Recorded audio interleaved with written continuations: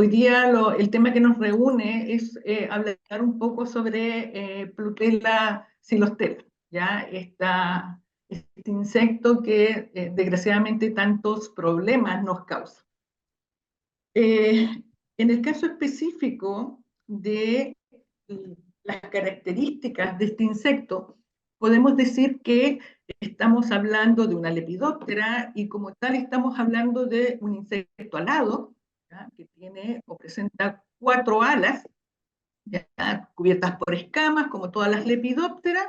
Presenta en el estado adulto una probóscide corta que le permite alimentarse de néctar en algunos casos, ¿ya? Pero que el estadio adulto no es el complejo, ¿ya? El estadio adulto es quizás la forma más visible que tenemos de reconocer a esta especie, que se caracteriza básicamente porque en las alas anteriores presenta unas manchas blancas que podemos ver acá en la presentación, justamente en el borde, ¿ya? Estas alas son bastante alargadas en relación al tamaño del cuerpo, son largas y estrechas, y este borde blanquecino que presentan algunos individuos, específicamente los machos, cuando junta las alas, hace o da la impresión de un reborde, ¿ya? En forma romboidal, lo que permite distinguir al menos 3 de estos rombos, lo que hace que en algunos países sea también conocida con el nombre de polilla dorso de diamante.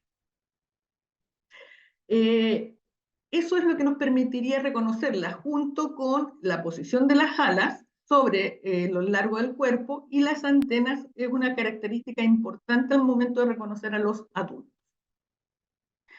Esta especie, que en el caso de las hembras presenta un dimorfismo importante, ya que es siempre la hembra un poco más grande y más blanquecina y no presenta estas manchas tan marcadas, esta especie es de amplia distribución, viene desde Asia, ¿ya? Y es considerada un holometábolo real, es decir, que presenta una metamorfosis verdadera con estadios marcados y diferenciados, y es posible, por lo tanto, que nosotros podamos reconocer tanto un huevo, larvas, pupas y adultos, todos con características importantes y que también tienen un efecto diferencial en las plantas donde están asociadas.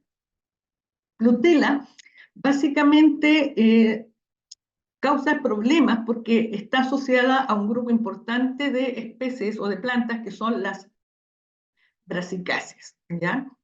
De hecho, desde el punto de el cultivo de las brasicáceas es considerada la plaga más importante en el mundo, ¿ya? No solamente en Chile o en Latinoamérica, sino que a nivel mundial los costos asociados a el efecto que tienen los estadios larvales sobre las plantas hablan de aproximadamente de 4 a 5 mil millones de dólares por año. O sea, el efecto es importante. Bueno, ¿qué sabemos o qué de alguna forma podemos destacar de las brasicáceas o de las brásicas también como se conoce?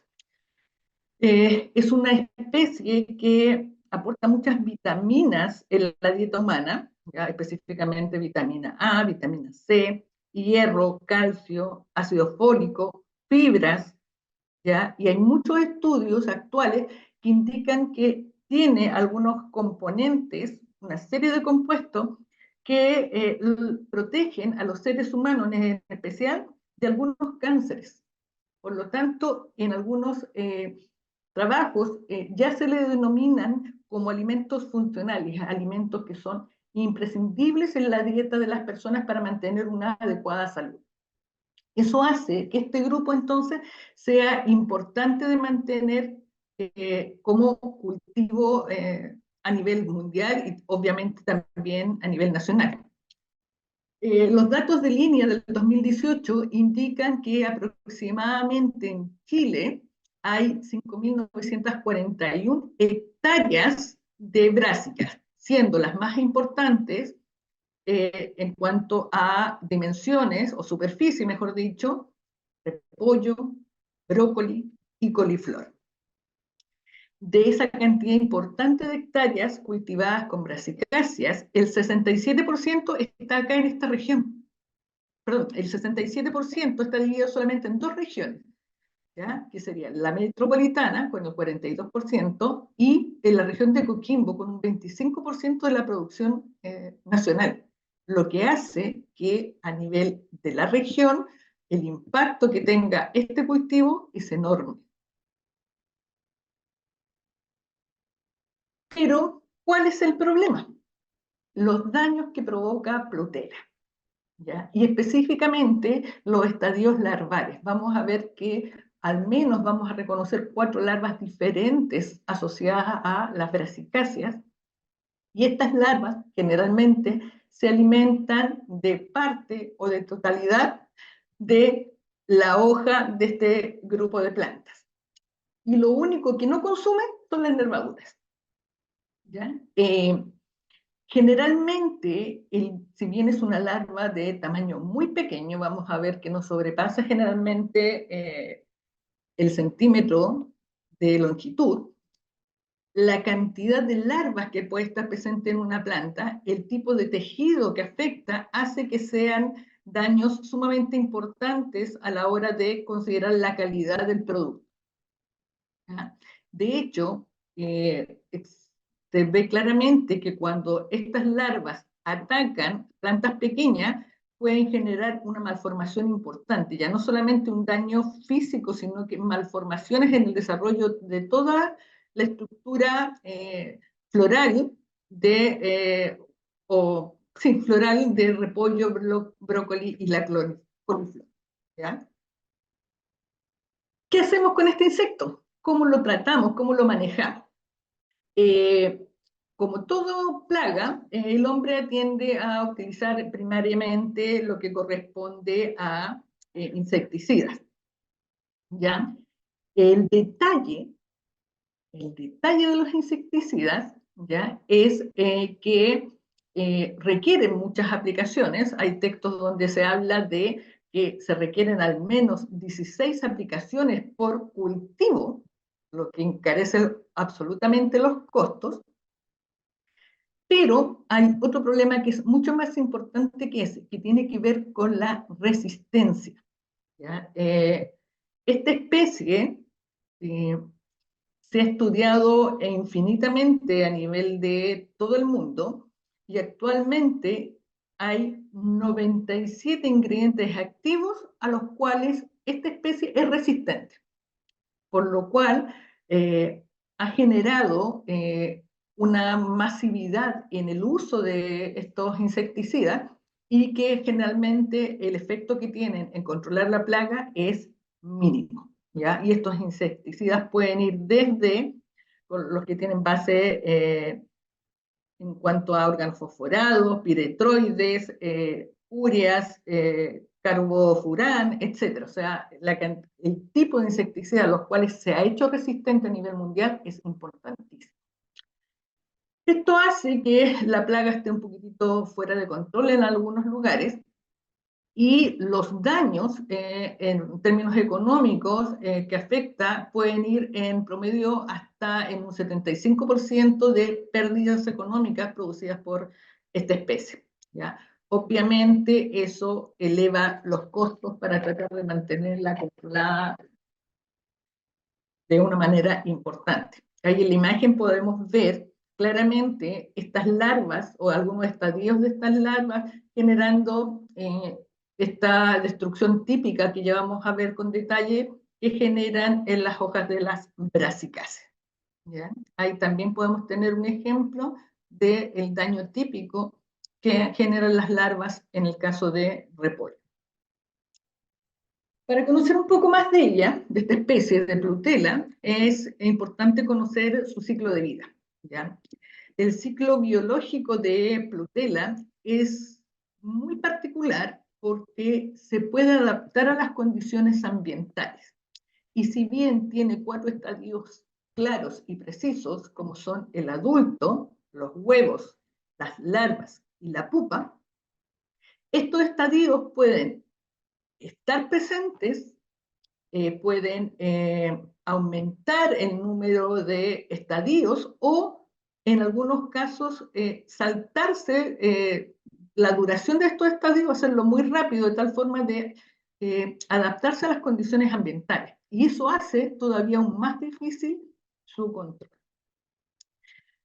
Si bien acá en este esquema podemos ver en términos muy, muy generales, ¿ya?, la duración que pueden presentar cada uno de estos estadios, estos, vuelvo a insistir, pueden cambiar en cuanto a su duración dependiendo de las condiciones ambientales, y ya las vamos a ir viendo cuál de ellas es la más determinante, ¿ya? Pero siempre va, a modo teórico, uno debería esperar entonces que haya un adulto, huevos, larvas y pupas claramente diferenciables.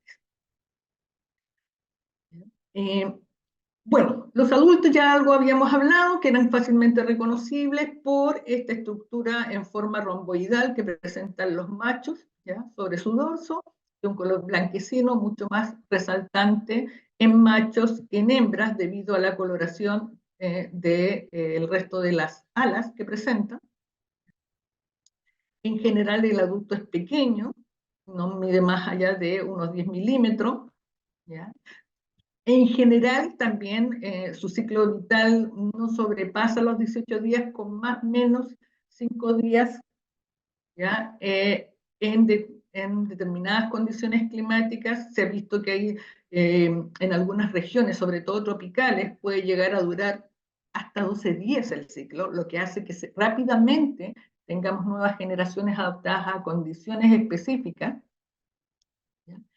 Y básicamente, el adulto se alimenta de néctar, como habíamos dicho, ¿ya? Estos adultos permanecen inactivos durante el día, ¿ya?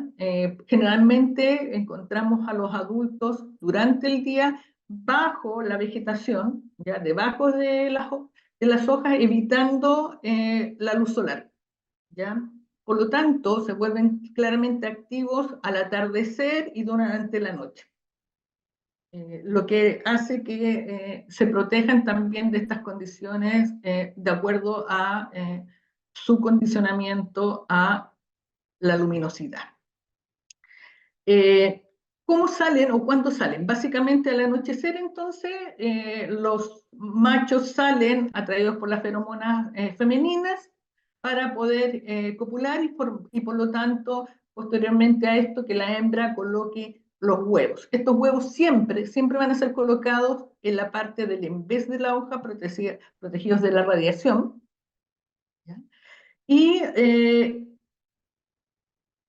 también es importante destacar que la cantidad de generaciones que pueden haber en un año va a depender también de las condiciones ambientales, ¿ya? En Chile se habla de 5 a 10 generaciones, ¿ya?, por año. Sin embargo, en algunas regiones más templadas y tropicales podemos ver hasta 20 generaciones en un solo año, ¿ya? Eso hace que haya también una sobreposición generacional. ¿Qué quiere decir esto? Que vamos a tener 2 o más generaciones en un mismo tiempo, ¿ya?, en un mismo momento, lo que hace que el control también se complique aún más. Todo esto, vuelvo a insistir, va a depender de las condiciones ambientales. Una vez que son puestos los huevos, como les decía, en el embés de la hoja, los podemos diferenciar claramente de otros por su coloración. Tienen una coloración de un amarillo muy resaltante, ¿ya? Son ovalados, son aplanados, miden generalmente entre 0,3 a 0,5 milímetros, ¿ya? Y se van oscureciendo en la medida que la larva se va desarrollando en su interior, se van tornando mucho más oscuras, ¿ya? Y generalmente son puestos en pequeños grupos, ¿ya? Y una hembra puede poner hasta 380 o 360 huevos a lo largo de toda su vida, considerando que la vida en general de estas lepidópteras es bastante limitada en cuanto a días, ¿ya? Pero todo eso Vuelvo a insistir, dependiendo de las condiciones ambientales y específicamente de la temperatura, que es un factor gatillante en la adaptación de esta especie. Aquí podemos ver en la siguiente imagen cómo el color de los huevos ya ha cambiado, se ha tornado mucho más oscuro. Se pueden ver en su interior ya las larvas. Estos huevos están a punto de eclosionar, pero junto con estos huevos que están a punto de, o larvas que están a punto de eclosionar, vemos huevos que han sido recién fecundados. ¿Ya? Acá tenemos claramente un ejemplo de la sobreposición generacional, donde tenemos dos grupos de huevos de diferente generación. Y acá al lado derecho podemos ver en las imágenes justamente huevos eclosionados donde ya quedan solamente aquellos restos del huevo y por lo tanto la estructura se ve mucho más aplanada y no podemos ver la zona cefálica de las larvas, que es claramente distinguible dada la transparencia de las características del huevo. Luego, una vez que eclosionan estas larvas, podemos ver larvas que son absolutamente características de esta especie y específicamente de los distintos estadios larvales que se pueden observar. Específicamente vamos a ver 4 tipos de larvas, ¿ya? 4 estadios larvales, cada una de ellas dejando una marca importante en el hospedero, ¿ya? Estas larvas pueden ir desde 1,2 a 12 milímetros, ¿ya? Y la duración completa entre estos diferentes estadios, desde el primero al número 4, puede ir desde los 10 a los 24 días. La duración de este ciclo, o perdón, de estos estadios, vuelvo a insistir, depende de las condiciones ambientales, donde es la temperatura y también la calidad del hospedero, que también vamos a hablar un poco de eso, van a hacer que presenten más o menos estadios y también que se demore más o menos días en completar este proceso y pasar a la fase siguiente. Bueno, el primer estadio, la larva número 1, ya es una larva que es bastante pálida. Esta es la larva recién emergida o eclosionada, ¿ya? Por lo tanto tiene una coloración muy pálida, pero ya es característica la región cefálica de un color más bien café tenue a café oscuro, ¿ya? Esta larva apenas eclosiona, genera un punto de entrada en la hoja de la planta y forma galerías. Por lo tanto, en estos primeros estadios es prácticamente invisible porque se sumerge inmediatamente al interior de la hoja, alimentándose básicamente del parénquima. ¿Ya? Por lo tanto, solamente se pueden traslucir las galerías, ¿ya? Pero no se ve precisamente la larva a simple vista. En el segundo estadio, la larva ya abandona estas galerías, ya se ha vuelto un poco más grande en tamaño, los colores también han cambiado, se han vuelto mucho más visibles en cuanto a la coloración, ¿ya? Y es ahí, en ese momento, donde ya comienza a denominarse como una larva más bien defoliadora ectofitófaga, ¿ya? Y genera un daño característico que es el daño en ventana. Este daño en ventana se caracteriza porque la larva comienza a comer desde donde está ubicada, que es la epidermis inferior, ¿ya? La cara baxial de la hoja, ¿ya? Se come la epidermis inferior, se come el parénquima, pero deja todo lo que corresponde a la epidermis superior, ¿ya? Por lo tanto, genera unas estructuras muy semejantes a una ventana con un vidrio, quedando solamente la epidermis superior como limitante. Lo otro que no come son las nervaduras. Nunca come las nervaduras, sino que se restringe a la zona más bien parenquimática. Acá lo otro característico que podemos ver, aparte de la región cefálica, es que presenta a nivel protoráxico unas manchas más oscuras, ¿ya? Y más densas en cuanto al resto del cuerpo. Acá también se pueden ver esta región protoráxica, ¿ya? Es bastante característica. Los estadios 3 y 4 son los más complejos. ¿Por qué? Porque son aquellos donde el daño que puede generar la larva en la planta son mucho más potentes, específicamente el último estadio, el cuarto. Acá ya vemos una larva mucho más grande, más desarrollada, ¿ya? Que tiene una mayor movilidad, ¿ya? Y que además la podemos encontrar en distintas coloraciones dependiendo del hospedero, ¿ya? Por lo tanto, puede pasar desde coloraciones más bien amarillentas hasta verdes intensas, ¿ya? No hay un color único como para que sea una característica distinguible. Y también se ven muy marcados, como ustedes pueden ver acá, sobre la superficie, los espiráculos. Y de esos espiráculos salen vellosidades negras, característica muy, muy resaltante en el estadio 3 y 4 de esta especie. Y otra característica importante que incluso también es característica que permite la identificación o diferenciación con otros lepidópteros son el último par de pseudópodos, ¿ya? Que acá podemos ver que forman un vértice alejado, una especie de V invertida, que hace que sea claramente distinguible por esta característica de otras especies o larvas de Lepidoptera. ¿Por qué es tan importante estos estadios? Porque en este estadio ya no se restringe a comer solamente la epidermis inferior y la epidermis, perdón, y el parénquima. En este caso, este estadio larval ya comienza a comer la hoja completa, ¿ya? Por lo tanto, el daño que genera ya es enorme. Acá podemos ver la larva con sus características de los espiráculos, con estas vellosidades negras que salen de ella, y cómo es capaz de comer toda la lámina en toda su amplitud, ¿ya? Una vez que ella adquirió su tamaño máximo para este estadio, la larva se ubica en vez nuevamente de la hoja, se queda quieta para comenzar a pasar a la fase siguiente, que es la fase de pupa, ¿ya?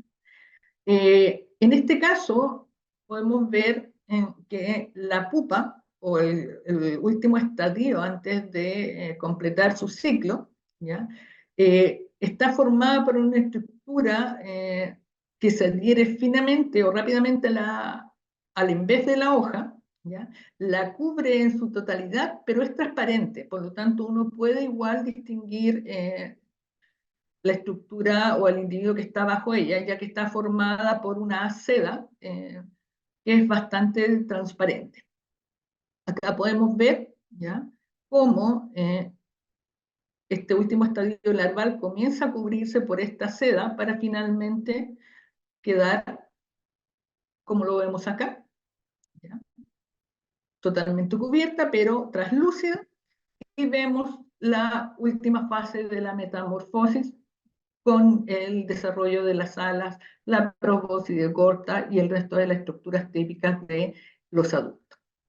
Y al igual que todos los estadios anteriores, es la temperatura la que va a determinar la duración de este estadio, ¿ya? En condiciones de temperaturas no óptimas, estoy hablando de, vamos a ver más adelante la curva típica de temperaturas, en los extremos de esta curva, este estadio de pupa puede permanecer no solamente por días, sino que también por meses, ¿ya?, como un estado de latencia.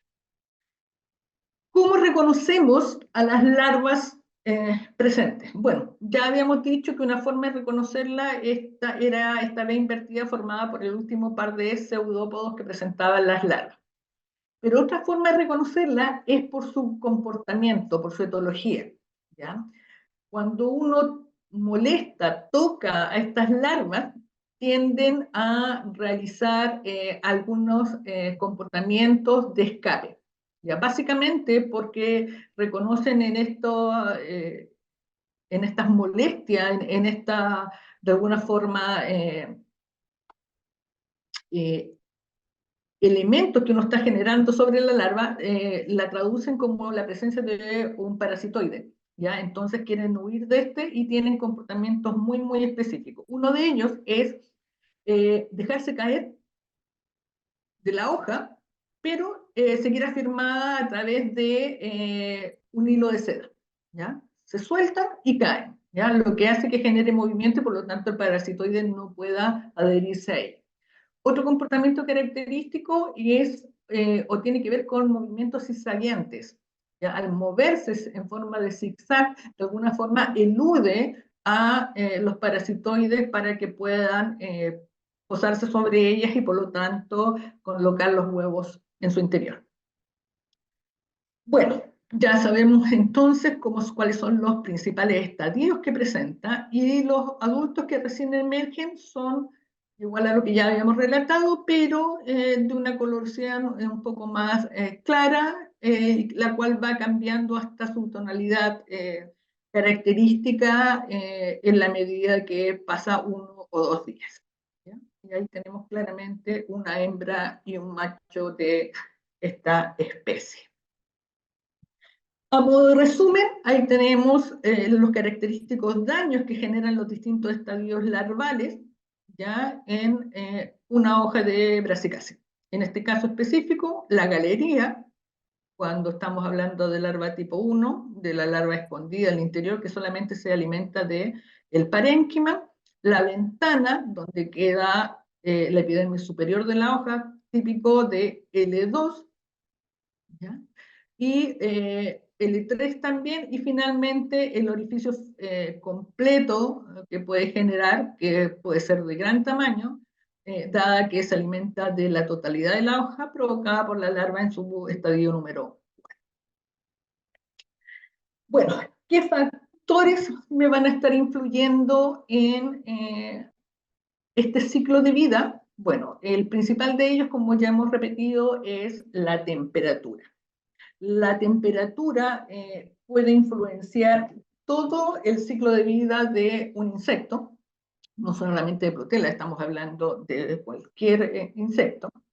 Y generalmente lo que afecta básicamente es la tasa de desarrollo, el largo de este ciclo de vida, la longevidad, ¿ya? El retraso al momento de reproducirse o no la especie, el número de huevos que puede presentar, algunos hábitos como la dispersión, el vuelo, ¿ya?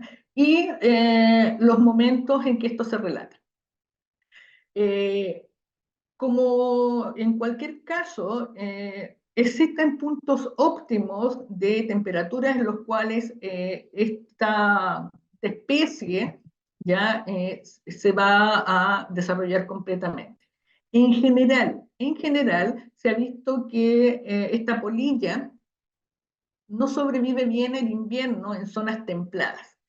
Y lo que hace es mantenerse cuando las condiciones culturales y laborales que se aplican en los distintos predios no son las adecuadas. Y en ese caso se puede mantener como eh, pupa, por ejemplo, en hojas que quedan sobre la superficie, en algunas especies hospederas también cercanas a los cultivos, ¿ya?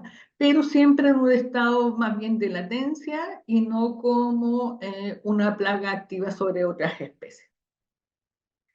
Acá tenemos un claro ejemplo de un estudio que se hizo acá en Repollo, justamente en la zona de Pan de Azúcar, donde vemos cómo el momento del trasplante, ¿ya? Y por lo tanto el momento en las condiciones ambientales y de la temperatura influye justamente en la sobrevivencia de estas larvas de Plutela. Y podemos ver en azul, ¿ya? La línea en días y el número de larvas producidas o ubicadas sobre las hojas ya de repollo. Y claramente ya el número de larvas presentes cuando se trasplanta en octubre es considerablemente menor a cuando el trasplante se hace más hacia el tiempo de verano, donde claramente ya incluso a los 7 días de trasplante podemos ver diferencias, los cuales ya a los 35 días podemos ver notables diferencias en cuanto al número de individuos ya presentes en la hoja. ¿Ya? Estos son por hoja, ¿ya? Lo cual hace claramente visible esta diferencia. Hay otros estudios, en realidad había muchos estudios en Perú, en Argentina, en Nicaragua, en República Dominicana, en Colombia, en España, en India, sobre el efecto de la temperatura en frutela, ¿ya? Y todas concuerdan en lo mismo, ¿ya? Que la temperatura afecta la sobrevivencia de los distintos estadios de esta especie. Y en este caso específico podemos ver un ensayo que se hizo en laboratorio, donde se pueden ver cómo distintas temperaturas que van desde los 5 hasta los 30 grados influyen en este ciclo de vida de esta especie. Podemos ver claramente que inicialmente, ¿ya? De los huevos que se utilizaron para este experimento en cada una de las temperaturas que fue muestreada, podemos ver claramente que en los extremos de las temperaturas, llámese esto, los 5 grados o los 30 grados, las larvas no logran llegar a un estadio adulto. Es más, ni siquiera son capaces de completar todos los estadios larvales presentes. Y generalmente, ya en un estadio de nivel 3, encontramos claramente muerte de todos los individuos que fueron parte de este ensayo. A diferencia de las temperaturas intermedias que lograron completar el ciclo de vida y llegar a adultos, donde claramente podemos ver que los 23 grados es donde mayor número de individuos pudo completar el ciclo. Estamos hablando de aproximadamente el 24,6% de los individuos logró completar el ciclo, lo cual fue seguido por el ensayo que estaba a 25 grados y finalmente el de 15 grados. En otras palabras, bajo este estudio se puede inferir que los 23 grados es la temperatura óptima para el desarrollo y completar el ciclo de vida de Plutela, ¿ya? Pero hay que tomar en cuenta que esto es un ensayo de laboratorio, ¿ya? Por lo tanto, es fácil controlar las condiciones ambientales, es fácil de manipular las variables que están en juego, cosa muy distinta que sucede en la realidad de campo, ¿ya? Y sobre todo en condiciones de campo real, donde no hay una alteración de las condiciones en algún tipo de parcela con algún manejo específico, ¿ya? Otro, eh, otro factor que es muy importante a la hora de considerar los daños que puede provocar y el ciclo de vida que puede tener este lepidóptero tiene que ver con las plantas hospederas. Flutela silostela es claramente un insecto monófago, y cuando hablamos de insecto monófago nos referimos a un grupo particular de plantas que son las brasicáceas. La Flutela no consume otro tipo de plantas. Y esto se da básicamente porque las brasicáceas tienen metabolitos secundarios que inicialmente fueron desarrollados como un mecanismo de defensa. Estoy hablando específicamente de glucosinolatos o isotiocianatos. Estos metabolitos secundarios que defienden a la planta de otros fitófagos, en el caso específico de Protella, hacen todo lo contrario, ¿ya? Hacen que esta especie sea atraída por esta planta, por este tipo de planta, y específicamente mientras más glucosinolatos tenga, la polilla se siente mucho más atraída. Esto hace pensar que hay una evolución en conjunto entre las brasicáceas y este tipo de lepidópteros. Y específicamente estamos viendo que tiene una especial preferencia por brócoli, las coles de Bruselas, repollo, coliflor, la col china, el berro y algunas brásicas que son consideradas malezas. ¿Ya? Eh, ¿Y cuál es o por qué se siente atraída? ¿Qué es lo que hacen estos compuestos? Primero, estimulan la ingesta y la puesta de huevos. ¿Ya? Al percibir estos metabolitos secundarios, estas larvas tienden a comer en mucho mayor cantidad que si estuvieran frente a otras brasicáceas que no tienen estos compuestos y también son inducidos a poner huevos.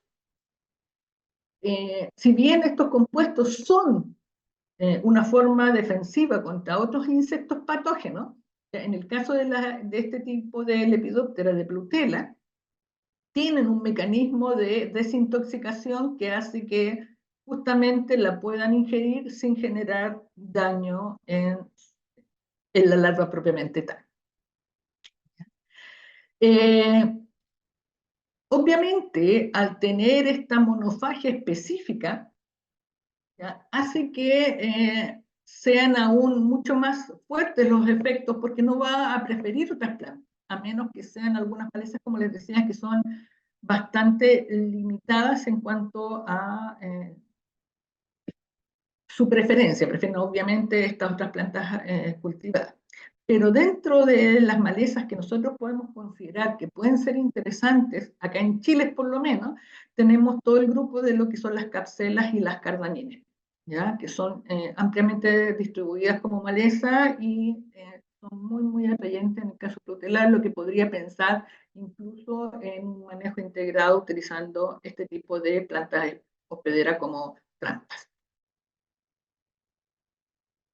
¿Cómo vamos a monitorear esta plutela? ¿Cómo vamos a ir viendo realmente en el momento apropiado y no ya cuando tengamos un daño visible importante en los cultivos? Bueno, lo que se recomienda es una detección y un monitoreo constante.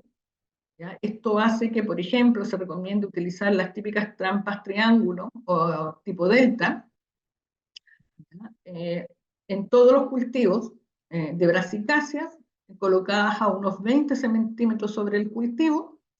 Las trampas tienen que tener feromonas que permitan la atracción de los machos específicamente. Y estas trampas deben ser revisadas al menos una vez por semana. ¿Ya? Acá podemos ver en esta imagen cuando uno saca esta placa engomada y puede ver claramente que hay presencia de este macho de esta lepidóptera con las características típicas que habíamos dicho recién y que la hacen claramente reconocible. ¿Ya? Esta placa obviamente hay que irlas cambiando de forma constante o ir renovando su feromona.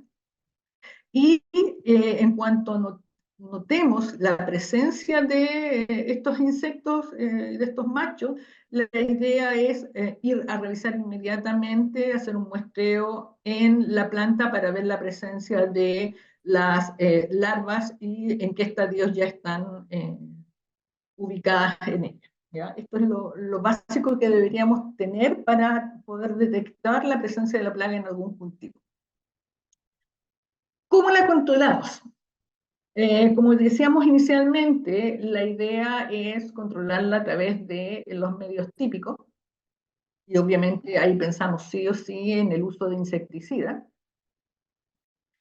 De hecho, es el más utilizado a nivel mundial y como les decía, implican gastos importantes porque se citan incluso hasta 16 aplicaciones de insecticidas para cada cultivo. ¿Ya? Pero hay varios problemas. Primero, la cantidad de aplicaciones que se requieren, como hemos dicho hasta en forma repetida, ¿ya? El otro es la resistencia que desarrolla Plutela rápidamente a estos compuestos que son parte de los insecticidas y como tienen ciclo de vida tan corto, hacen que rápidamente las nuevas generaciones puedan hacerse resistentes y simplemente ya después los insecticidas no sirvan. De hecho, hay que tomar en cuenta que por los años 40 esta especie no era considerada una plaga, ¿ya? Y en la medida que fueron introducidos los insecticidas sintéticos y que fueron utilizados de una forma indiscriminada, ¿ya? Hizo que justamente la tela desarrollara esta resistencia y al mismo tiempo, al ser de uso no selectivo, también se eliminaran los enemigos naturales de Protela, lo que hace, por lo tanto, que la plaga se saliera de control, ya que de una forma indirecta, pero muy efectiva, se estaban seleccionando aquellos individuos que eran resistentes a estos insecticidas, ¿ya?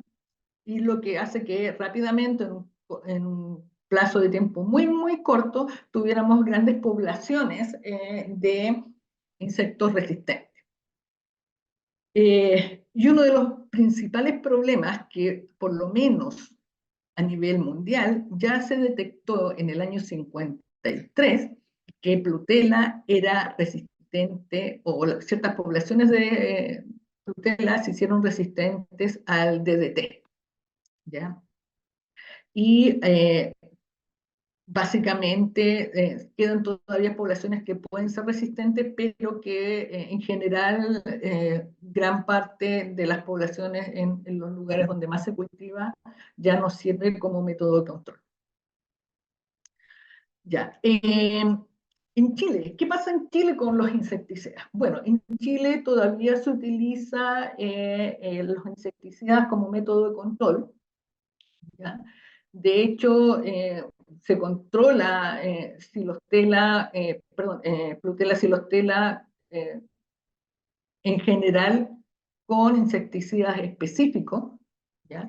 Ya sea para controlar a silostela o alguna otra especie que también esté afectando a las brasicáceas. Y el número de aplicaciones va a depender claramente de la región donde estábamos cultivando. Por ejemplo, en la región metropolitana, que decíamos que era la que presentaba la mayor superficie de brásicas a nivel nacional, se realizan en general 5 aplicaciones por ciclo de cultivo. En cambio, en la región de Coquimbo hay antecedentes de que se ha tenido que hacer hasta 16 aplicaciones por ciclo, ¿ya? Lo cual claramente es un exceso tanto desde el punto de vista ambiental como económico, ¿ya?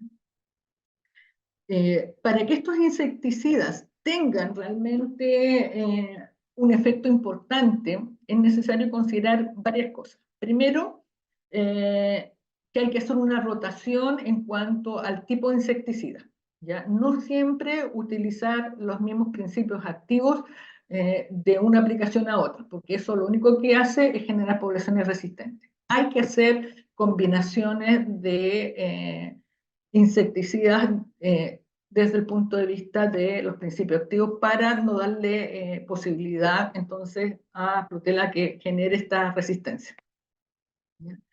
El otro elemento a considerar es que estos insecticidas también van a eliminar a los enemigos naturales.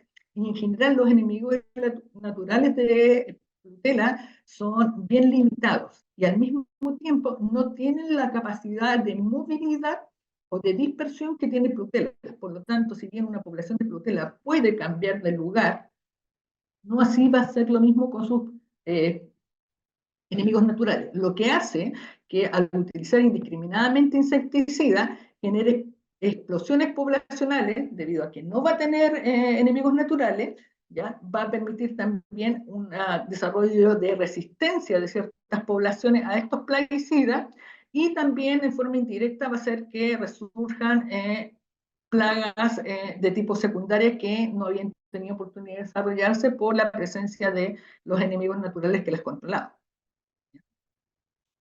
Por lo tanto, hay que considerar, por lo menos a nivel nacional, el desarrollo de programas fitosanitarios ya, que de alguna forma no propicien la aparición de resistencia. Y esto va a implicar, por lo tanto, ya un estudio acabado de las condiciones que tiene el Plutela en estos momentos en las distintas regiones donde se está desarrollando. considerando la resistencia también que ya se han detectado en otras partes del mundo. Con respecto al control más bien biológico, vemos que Plutela presenta enemigos naturales claros y que se han probado a nivel mundial en todos sus aspectos. Es así como podemos encontrar virus, hongos, nemátodos, bacterias, algunos artrópodos depredadores y parasitoides que pueden tener un efecto sobre las poblaciones de Plutela. Pero todas ellas con, desgraciadamente, algún problema. Acá tenemos el claro ejemplo de un hongo entomopatógeno, específicamente Cordyceps fumorósea, el cual ingresa en las larvas, básicamente a nivel de espiráculos generalmente, o sobre simplemente la superficie, sobre la cutícula de la larva también puede desarrollarse. Y acá tenemos, por ejemplo, un individuo control, esto fue todo bajo ensayo de laboratorio, y podemos ver cómo Cordyceps se fue desarrollando sobre la superficie e internamente cuando ingresa a través de los espiráculos, cubriendo totalmente la superficie externa de la larva, pero también internamente, ¿ya? Lo que hace que la larva se momifique en su totalidad. En general, esto demora muy poco tiempo. Generalmente la muerte de la larva sucede aproximadamente a las 48, 72 horas de exposición, lo que lo hace claramente una rápida solución, pero, vuelvo a insistir, en condiciones de laboratorio. Eh, Otra posible forma de control son los nemátodos, específicamente del género Heterorhabditis, ¿ya? Que también son entomopatógenos.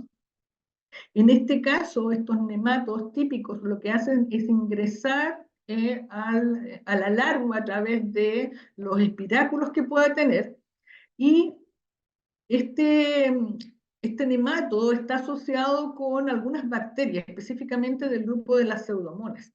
¿Ya? Estas pseudomonas lo que hacen es degradar los tejidos internos de la larva de tal forma que sea mucho más fácil, o permita, mejor dicho, que el nematodo se alimente.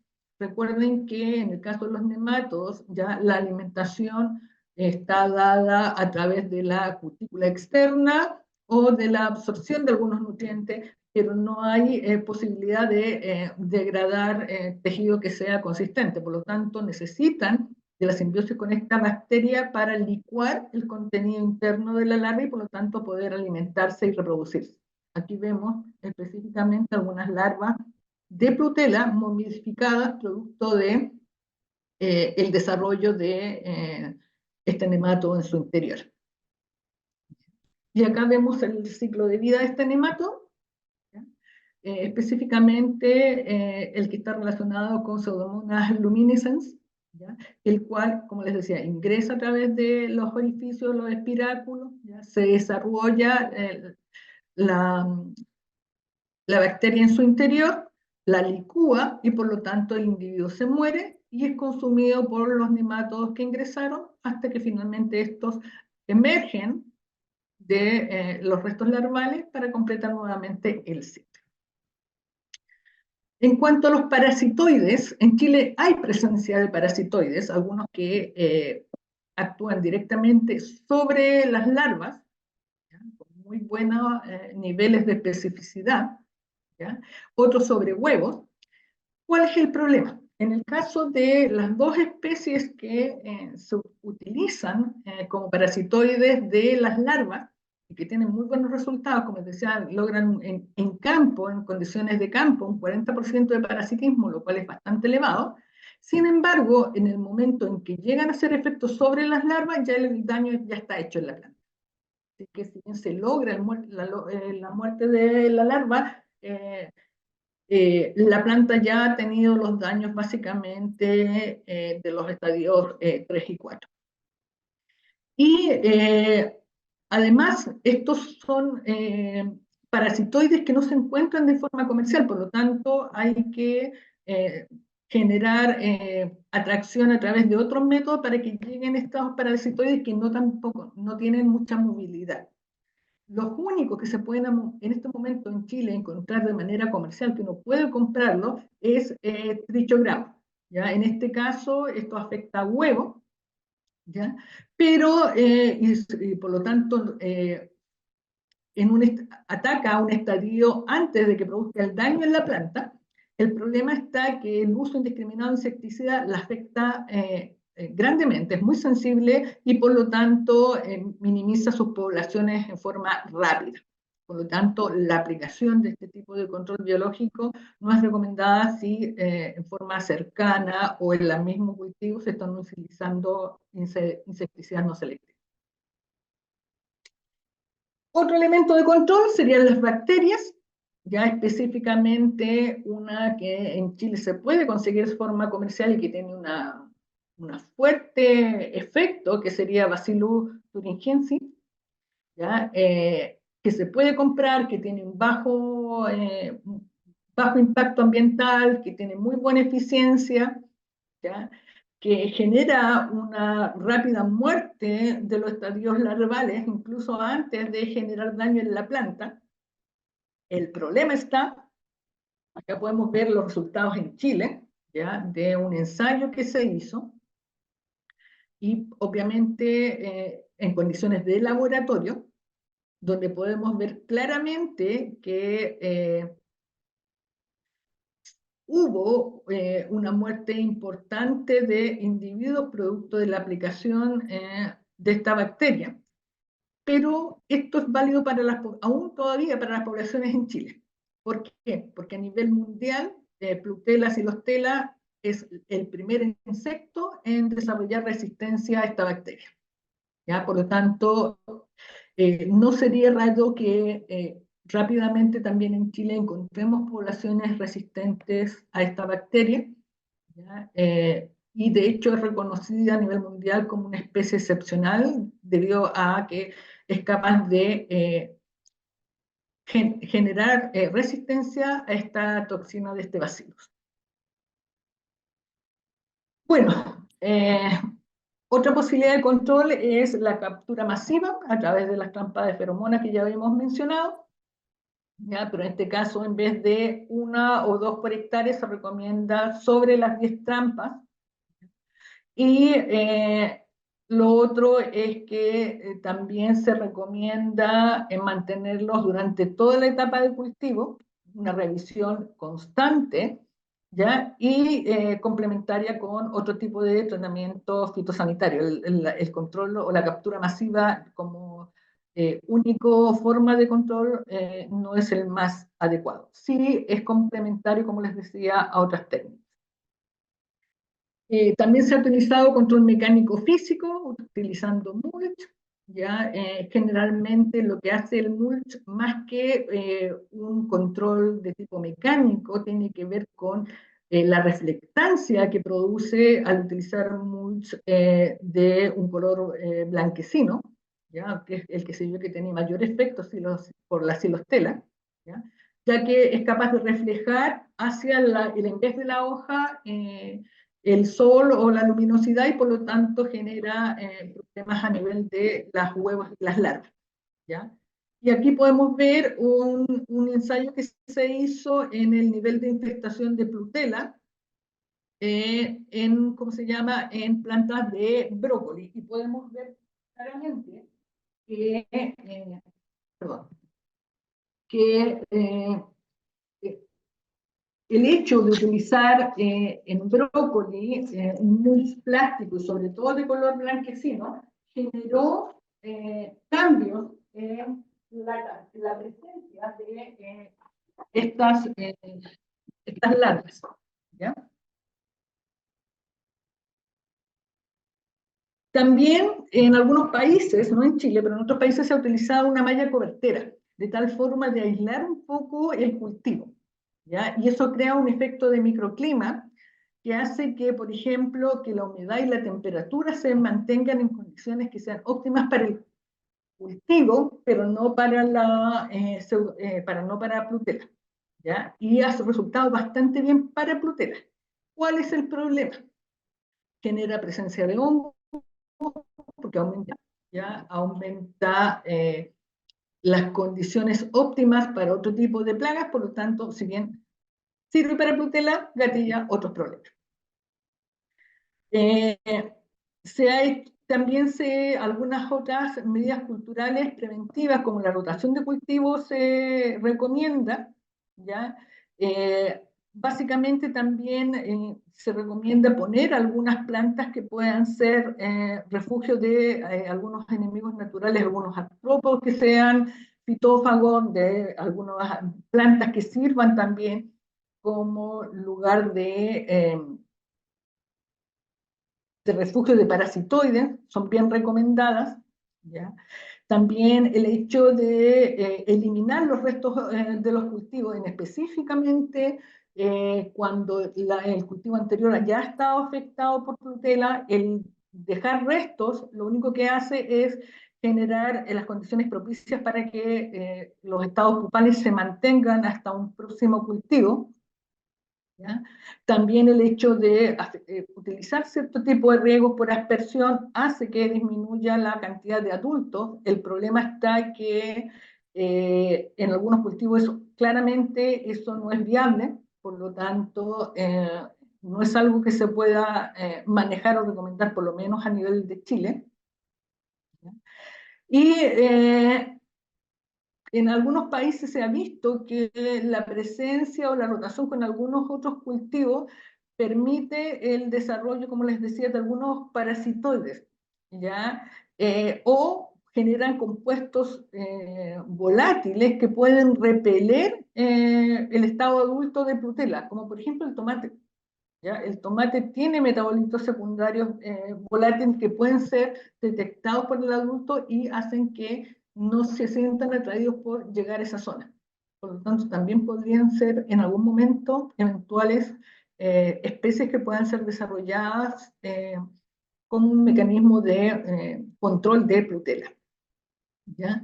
Eh, y acá lo que podemos ver en esta imagen es justamente cuando tenemos una mezcla de distribución estratégica de algunas plantas trampas sumada con la aplicación selectiva de algunos insecticidas, me puede generar una eh, reducción en el daño en las plantas de interés y al mismo tiempo bajar la carga de insecticidas que voy a usar en los cultivos.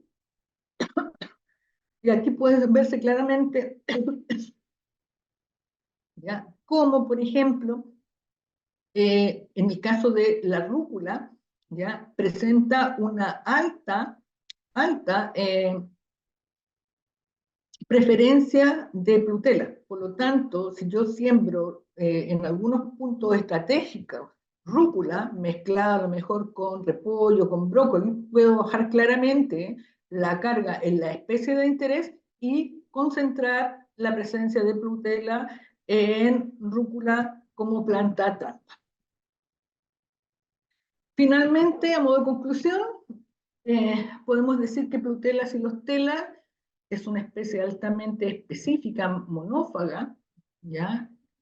Que hace que haya generado una adaptabilidad especial a las condiciones y a los metabolitos secundarios de las brasicáceas, lo que lo hace claramente un, entre comillas, buen consumidor.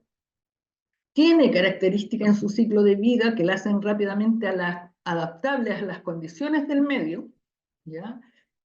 Puede generar rápida resistencia tanto a insecticidas como a los controles biológicos que actualmente se están utilizando a nivel mundial.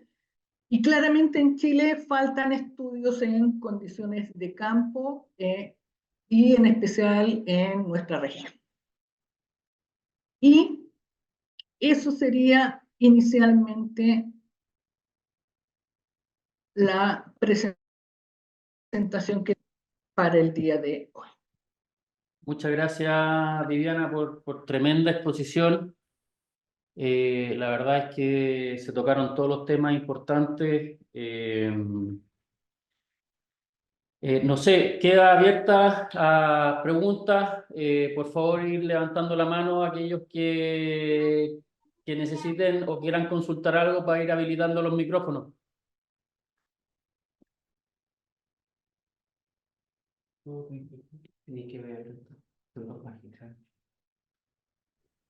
Por mi parte, agradecer, muy buena la exposición, la verdad que aprendí mucho, tengo me voy con muchas herramientas y agradecer, me encontré muy informativa.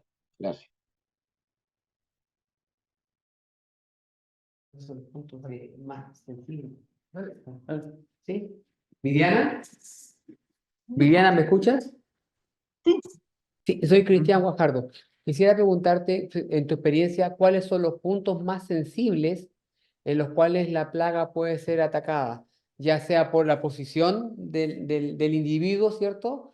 Por su movilidad o por la mayor sensibilidad o menor resistencia a los componentes que ya están siendo utilizados. Bueno, desde mi percepción, claramente hay que atacar los estadios de huevo y los primeros estadios larvales. Creo Ok. que, creo que atacarla ya a nivel de larva 3 o 4 no tiene mucho sentido porque los daños ya están causados. Otro punto importante sería minimizar la llegada de los adultos, ¿ya? Para evitar la postura de huevo. Creo que en estos puntos, adultos y estadios de huevo o larvales iniciales son los que tenemos que propiciar. Sí. Otra pregunta. Dentro de los elementos que se utilizan, ¿cierto? O mecanismos que se utilizan para control biológico, estaban los virus, hongos, nematodos, bacterias, artrópodos, parasitoides, pero al último comentaste de ciertos compuestos volátiles o de productos, ya sea, eh, estamos hablando de compuestos de otros vegetales.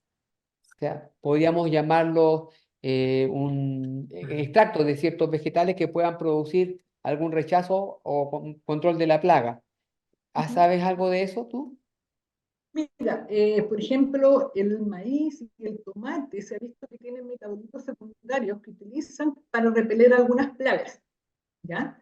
Que si bien se usan para defender a la planta misma, el hecho de tener estas plantas alrededor del cultivo de importancia puede generar una barrera que evite que llegue Nutella en grandes cantidades, ¿ya? Porque lo que repele ahí es el adulto. ¿Ya?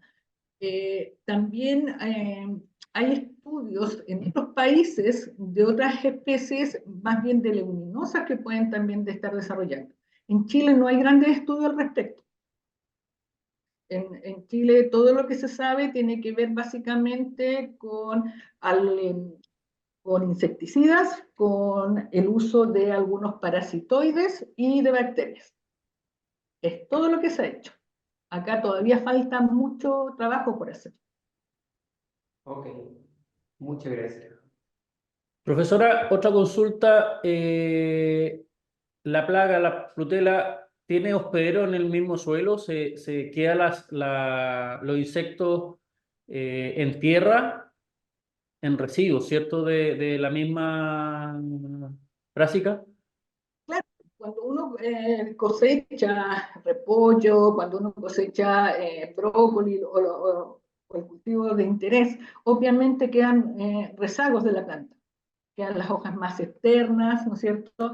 Restos de tallo, y es ahí donde, en la parte del envés generalmente, donde se ubican generalmente o huevos, o también podemos encontrar lo que corresponde a pupas. ¿Cuál es la característica especial de Prutela? Que puede permanecer el letargo en estos estadios por mucho tiempo. Puede permanecer como huevo antes de eclosionar por mucho tiempo hasta que las condiciones ambientales sean las adecuadas. Por eso, no es que se demore, como decíamos, no sé, 10 días en eclosionar, se puede demorar 20 o más días, dependiendo de si las condiciones ambientales son las adecuadas. Y además hay muchas malezas, como la bolsita de pastor, por ejemplo, que puede servir como hospedero mientras no está el cultivo.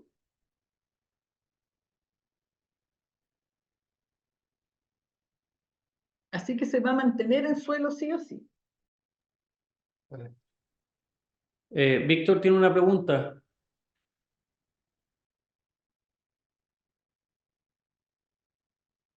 ¿Me escuchas? Sí,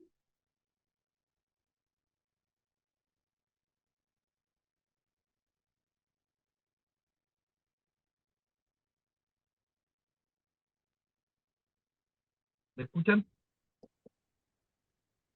Hola, hola. Sí, ahora te escuchamos, Víctor. Ya. Oye, hace un par de años que se estaba utilizando harto el silicio, lo están recomendando para varias cosas. Como tú dices, no hay muchos estudios con respecto a alternativas a control de Plutela. Dentro de tu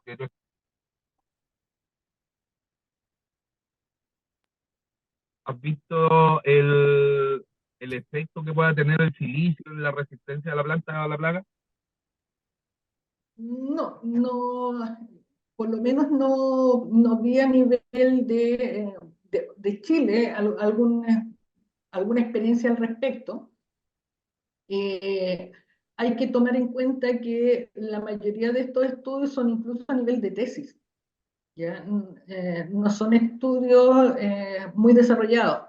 Y básicamente es primera vez que escucho el tema que mencionas, Víctor, y tal vez sería importante de conocer esos resultados. Yo tampoco he visto, no he visto, por eso te preguntaba si si has visto en terreno, que como se está recomendando mucho el silicio, tanto para temas fisiológicos como para resistencia de algunas plagas, dándole más dureza a la hoja en sí, no sé si podrá tener algún efecto contra la plaga. A ver, en general, la dureza que tienen las hojas de las brásicas es importante. Ya no son hojas blandas precisamente. Y por lo tanto, no sé si sea un inconveniente para la planta o aporte gran diferencia para la planta como mecanismo de resistencia. Tal vez en hojas que sean mucho más blandas puede tener un efecto importante, pero hay que reconocer que lo que atrae a Plutela son justamente estos metabolitos secundarios que tienden a que se quiera comer la hoja, que es bastante dura. Entonces, yo sé que se usa el silicio desde un punto de vista fisiológico y no solamente en brassicáceas, se utiliza en una serie de cultivos, incluso se utiliza a nivel animal, pero es primera vez que tengo noticias de que puede hacer o permitir resistencia a larvas de Protela. Vale, gracias. Yo tengo una consulta, pero no sé cómo levantar la mano. No hay problema. Eh, no sé si será descabellado lo que voy a decir, pero el uso de, así como usan las trampas, colocar luces que electrocuten a esta polilla en la noche, ¿será contraproducente? A ver, hay algunos estudios que hablan no de electrocutar, pero sí de colocar luces con distintas intensidades en la noche, justamente para que la luminosidad tenga un efecto de movilidad sobre las larvas y por lo tanto hagan que estas rápidamente tiendan a no solamente a moverse, sino que a desecarse. Hay estudios que lo respaldan, así que no es tan alocado lo que planteas. Ya, gracias.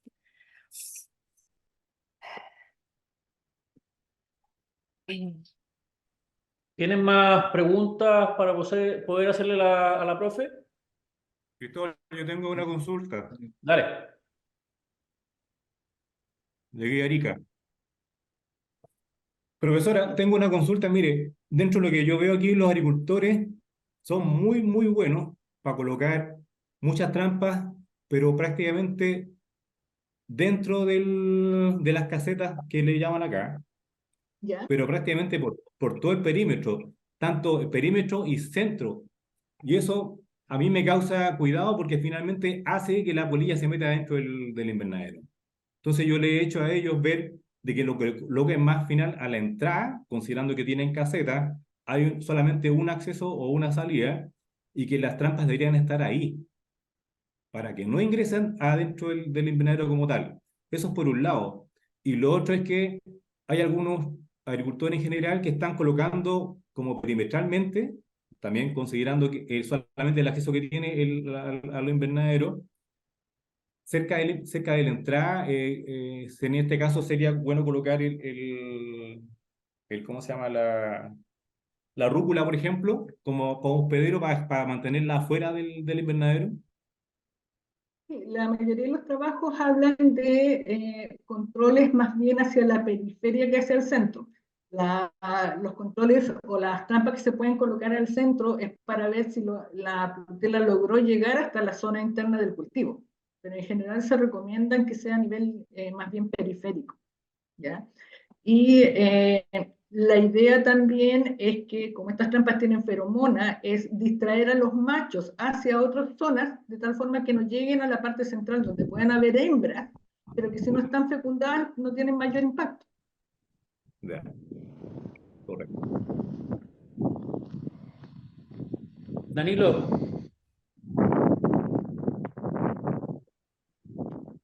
Hola, buenos días. Muchas gracias por la charla. Estuvo muy bien explicado algunos temas. Quería consultarle, profesora, o también a los presentes, a los participantes, ¿qué tipo de insecticida han visto ustedes o han experimentado para poder controlar la brutela en sí? ¿Qué tipos de insecticida han utilizado en los campos? Y para ver también si como le digo, se ha podido controlar realmente y si ha tenido los efectos correspondientes al respecto. Nosotros somos de acá de la zona de Melipilla, entonces por eso quería ver, como para darles también nosotros nuestra experiencia con algunos líquidos que también nos han recomendado y que también hemos visto buenos efectos en este último tiempo, para poder compartir esto entre todos. Existen tablas específicas de insecticidas que se están utilizando en Chile y las recomendaciones justamente para ir cambiando o rotando de forma de ir logrando justamente esto que les decía, de no utilizar un tipo tras otro, sino que ir alternando para lograr justamente que la plaga no alcance a hacer resistencia. El nombre específico de los insecticidas no me lo sé, tengo la tabla, no es mi especialidad esa área, pero se las puedo hacer llegar si así lo estiman conveniente. sí, se agradecería Sí, bastante, profesora, para poder entregárselo a los asistentes de la charla. Sí, ningún sí, sería problema. muy bueno. Cristóbal, yo quiero hacer una consulta, si se puede. Dale. Profesora, buenos días. Buenos días.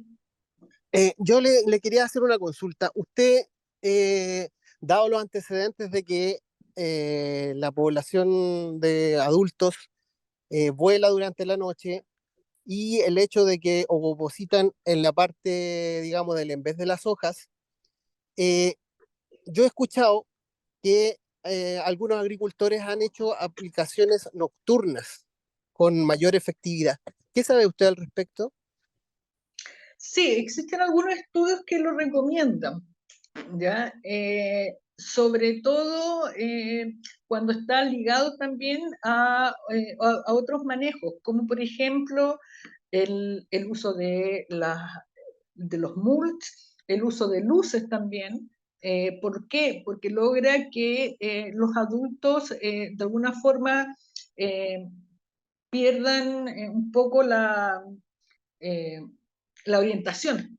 Entonces, hace que, por una parte, se desorienten y cuando traten de volver a la hoja, ya no puedan y el insecticida puede hacer de alguna forma efecto mucho más eficazmente. Si no me equivoco, hay un estudio peruano que habla de eso. Marcelo parece que abrió el micrófono por si quiere preguntar. Sí, Buenos días. Buenos días. Buenos días a todas las personas que están ahí, a los asistentes. Bueno, yo soy un agricultor que me dedico a la brásica, principalmente brócoli, coliflor, repollo. Y mi pregunta era más o menos si es que usted recomendaba el uso integrado de controladores biológicos, o sea, insecticidas que son de origen biológico, como para integrarlo en un programa fitosanitario. Esa era una pregunta. Y bueno, disculpe. Y la otra sería que, bueno, yo algo sé de los hongos entomopatógenos. Y ¿Ya? la pregunta era si es que esos hongos no están aprobados o sería solamente porque son, eh, puede que afecten a algunos estados de la polilla, pero también me parece que afectan a otros insectos que son benéficos, parece. No sé si usted me podría corroborar eso. Yo leo algunos reportes de México, de Estados Unidos. Me parece que en México se ocupan esos hongos entomopatógenos, como así también bacterias, me parece, y algunos virus que también se ocupan acá en Chile, o que están Sí, apareciendo esos insecticidas que son de origen biológico. Me gustaría saber algo acerca de eso y acerca si es que, porque por ejemplo algunos insecticidas que son de origen biológico, eh, la mayoría de las personas que lo recomiendan dicen que el periodo de protección de la planta, se podría decir, es menor al que un producto químico. Y también me gustaría saber si es que al integrarlo se puede servir como una herramienta. Eso, profesora. Muchas gracias. sí, actualmente lo que más se propicia es el manejo integrado de esta plaga, debido justamente a su capacidad de resistencia, ya no tan solo al tema de los insecticidas sintéticos, sino que también a los compuestos que puedan tener algunos controladores biológicos como algunas bacterias, a las toxinas de algunas bacterias. En el caso específico de hongos, actualmente en Chile ya han ingresado productos en base a hongos que son fitopatógenos. Ya estoy hablando del caso específico de Cordyceps, de productos que están en Cordyceps y, si no me equivoco, Boveria. ¿Ya? Y están autorizados para el SAC para su uso. Lo sé fehacientemente porque me ha tocado analizar esos productos. ¿Ya? ¿Cuál es el detalle de los hongos fitopatógenos? Tal como lo decía usted, Marcelo, son hongos que pueden atacar a distintos tipos de insectos, no son específicos, pero en general tienen un efecto mucho más rápido en aquellos insectos que tienen estadios larvales. ¿Ya? Claramente distinguibles, como sería el caso de estas lepidópteras. Por lo tanto, si bien puede afectar a algunos insectos benéficos, no sería tan fuerte su efecto como en las larvas de esta plaga. Creo que una de las cosas que falta desarrollar tal vez es la capacidad de generar un controlador biológico que sea una mezcla de cosas. Por ejemplo, uno que tenga algún tipo de hongos y bacterias, ¿ya? En las proporciones que se requieren para las condiciones nacionales, ¿ya? Porque obviamente las condiciones de humedad y de temperatura son diferentes. Y nunca hay que olvidar eso, que la temperatura es el mayor factor ambiental que determina la presencia de la plaga. ¿Ya? Como la temperatura no la podemos controlar, tal vez el desarrollo de un producto que mezcle dos controladores biológicos puede ser mucho más efectivo, sumado a la presencia de una insecticida que no te requiera 16 aplicaciones, que es una locura, podría generarnos grandes resultados a nivel nacional. Por otro lado, Marcelo, como decía la profesora, hay que ir rotando ingredientes activos. El uso de biológicos cambia la forma de actuar de los químicos, por lo tanto existe el beneficio de de usar un biológico y después un frontal o un químico, y de esa manera evitar que se vaya generando resistencia. Y también se baja el número de aplicaciones de insecticidas frontales, por lo tanto se reduce también los químicos que se están usando en el campo. Ok, muchas gracias Muchas gracias por la respuesta de la por profesora la y respuesta de la profesora y la persona que está ahí, que no me sé el nombre. que no me sé el nombre. Hola, soy Felipe Izquierdo. Profesora, quería hacerle una consulta sobre las trampas de luz. Puestas así al campo abierto, ¿no generarán a veces una llamada a polillas que anden volando y que sean finalmente más un atrayente que algo que sirva para el control? Y también preguntarle sobre lo mismo, sobre la confección de las trampas de luz o de feromonas. Yo conozco cómo se utilizan para tomate, que al agua se le echa un lavalosa, algo que rompa la tensión y cosa que la polilla al tocar el agua queda pegada y su bala y no puede volar. ¿Es necesario también adicionalmente poner algún insecticida o basta solamente con cambiar la tensión del agua? Y A ver, además, si se puede, si hay un efecto, si vale la pena a veces las trampas de luz, además ponerle feromonas, hacer una doble trampa.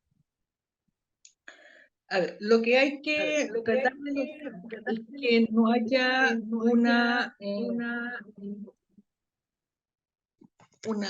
eh, una cópula entre el macho y la hembra para que no sean fertilizados los posibles huevos. Por lo tanto, el hecho de generar trampas o colocar trampas de luz con feromonas permite justamente que el macho prefiera estas trampas que los lugares donde están las hembras, ¿ya? Porque obviamente la concentración de feromonas es mucho más intensa con el tema de las trampas.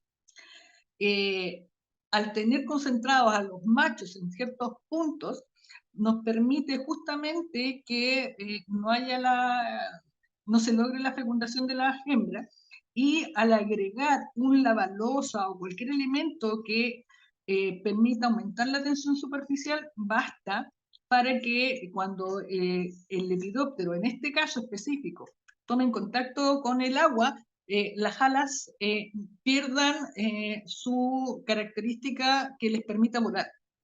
A diferencia de otros insectos que la tensión superficial incluso permite que se muevan sobre ella, al aumentarla en el caso del lepidóptero impide que éstas vuelen. Y obviamente es lo que nos interesa, que el insecto no sea capaz de movilizarse hacia el lugar donde están las hembras. Lo que sí se recomienda es que se cambie continuamente el líquido que está asociado a las trampas, y también se cambie de forma constante o se remueve de forma constante la feromona que se utiliza como cebo en este caso. ¿Ya? Pero se ha comprobado, si no me equivoco, hay un estudio en Colombia y en otro en Argentina, donde justamente usan estas trampas luz con muy buenos efectos. Pero, tal como decían también recién, combinado con el uso de otros mecanismos. Ningún control, ni químico, ni biológico, ni mecánico o físico, por sí solo cumple con los requerimientos de bajar la carga poblacional para evitar un daño en el cultivo. Tiene que ser un manejo que mezcle sistemas diferentes. Gracias, profesora. Manuel tiene la mano levantada y ahí estaríamos terminando la sesión de preguntas. Cualquier otra duda que tengan, por favor, vía escrita, los zonales de cada región, y nosotros le haremos llegar la respuesta y la información. Manuel. Sí, gracias. Buen día, profesora. Entendiendo que los metabolitos secundarios, tanto de tomates como de maíz, generan, digamos, no sé si repelencia, control, ¿es posible o tiene usted algún antecedente de que se hayan realizado cultivos simultáneos? Me explico. pongo una corrida de maíz, brásica, brásica, brásica, tomate, tomate, no sé. Pero ¿cuál es el área superficial que cubre? Porque una alternativa de manejo podría ser, ¿no es cierto?, estos cultivos mixtos. Y también en qué momento se producen estos metabolitos. Porque son ciclos del cultivo diferentes. En el caso de las brásicas, 110, 120 días, en tomate 90 días, en maíz 70 días, no sé. Entonces, ¿cómo puedo asociar dos cultivos en uno para generar esta respuesta? ¿Tienen alguna experiencia al respecto ustedes? No, vuelvo a insistir, acá en Chile no se ha trabajado con eso. Los antecedentes que tenemos básicamente son del resto de Latinoamérica. En tomate han trabajado en España bastante, y en el caso específico de los licopenos, lo que, y cualquier en realidad metabolito o compuesto secundario de la planta, la utilizan como mecanismos de defensa contra plagas propias, ¿ya? Ya sea para evitar el consumo de las hojas o para evitar justamente que ciertos grupos de insectos lleguen a colocar sus huevos ahí. En el caso específico de Prutella, por alguna razón, también se ven afectados, siendo que Prutella no es depredador, perdón, no es depredador, no es consumidor de tomate, pero se ve claramente afectado por estos compuestos volátiles. Vuelvo a insistir, creo que en Chile tenemos que trabajar un poco más con ese tema. Existen muy pocos estudios y lo que se vio o lo que se tiene en antecedentes de estos otros países son ensayos que, si bien son a campo, son totalmente controlados, ¿ya? No es el cultivo tradicional con las extensiones que generalmente se dan estos cultivos. Por lo tanto, eso también es un factor importante, porque una parcela de 5x5 con un par de plantas puede tener un efecto importante. Ya, pero si estamos hablando de hectáreas de cultivo, ¿qué pasa con las zonas centrales? Basta con un aro perimetral, hay que poner filas, hay que poner plantas entre medio, eso no se tiene en antecedentes. ¿Bien? Y obviamente no son proyectables los resultados de una pequeña parcela con respecto a un cultivo normal. Hay mucho que hacer, por desgracia, en este tema.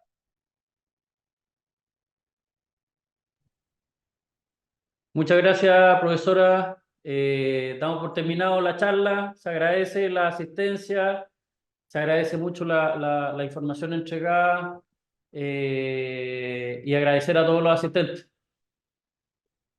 Muchísimas gracias. Disfruten el día. Cuídense. Muchas gracias. Chao, Miguel. Esperamos la Hasta información luego. que te vamos a solicitar. Cuídense. Gracias. Adiós.